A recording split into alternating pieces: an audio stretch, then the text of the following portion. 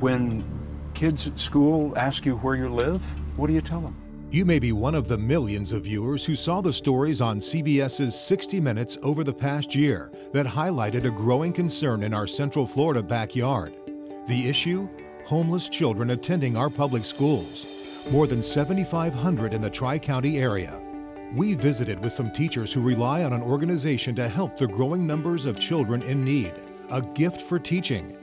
For more than 13 years, A Gift for Teaching has been helping children get the basic school supplies they need. But more so, they're giving children the tools to dream, accomplish, and feel a sense of self-worth. The need is so great and for so much. I have students in various grades from kindergarten through 5th grade. A lot of them come from backgrounds that their families are struggling. They're trying their best to make ends meet, but sometimes it's just not enough.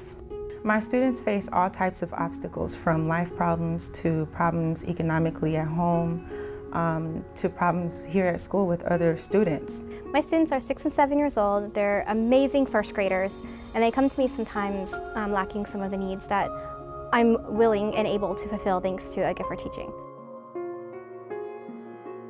I've actually had students tell me that they are probably 1 or 2 paychecks away from being homeless. Some of the challenges that I think the economy is bringing to the classroom would be that they don't come with the simple materials. So being able to send a pack of crayons home with them so they can get a project done is amazing, because sometimes you might assume they have all that stuff with them, but they don't. I grew up pretty poor, and I grew up in a neighborhood where we didn't have everything. Sometimes our lights would go out, or sometimes we would go without certain things so that we could have the things that were necessary for us to succeed.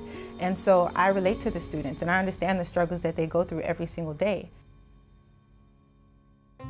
One of my teachers was dealing with a homeless family, actually was living in a hotel, or I think one other family was also living with friends, which kind of categorizes them as homeless as well. But yet, this particular girl was one of the highest producing students in her grade level.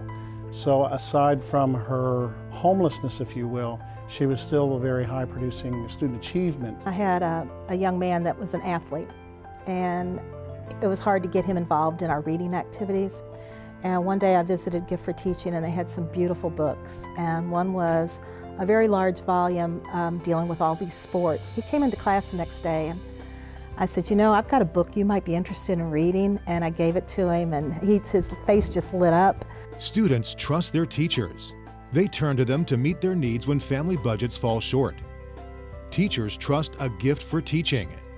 They rely on the free store as a go-to resource when school budgets fall short.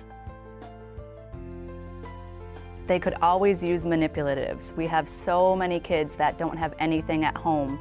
Things as little as beads that they could count, little picture books that have words in them that they could practice words. If they had simple things that were fun and educational at home to do, they could work on those things to better their reading and writing as well. School supplies for first grade, because if they break pencils like you would not believe. We go through glue sticks. Sometimes things disappear, crayons disappear. I think I've given out 2 crayon boxes to each child so far this year. I do like to get some of the undergarments for our kids, because especially for first and kindergarten, accidents happen.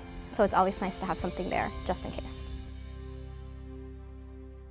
Our teachers, by being able to go to A Gift for Teaching and pick up resources and supplies for their students, have enabled the students to be able to have the tools to succeed academically, to be able to do their homework just like any other student could. What I notice with students is not only do they appreciate that we have resources to give them, but also they see our school as a school that cares about them. Teachers, if they do have students that are going without, it's not for very long, that they are able to meet the needs of the students' basic necessities here at school, and Gift for Teaching has always been just there when we need it.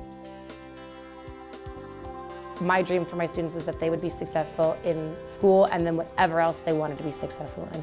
I would love to see my students succeed, not just meet expectations, but to go above and beyond, to be able to get as creative as we are as adults and to be a lifelong learner. I dream that my students can think outside the box, A lot of times they get discouraged when they feel that they can't do something. And what I like to teach them is that you can do anything you put your mind to. A Gift for Teaching trusts the community. Through your partnership and donations of both time and money, they are able to multiply your gifts and put the right tools into the hands of our children, our future leaders, offering promise for our entire community.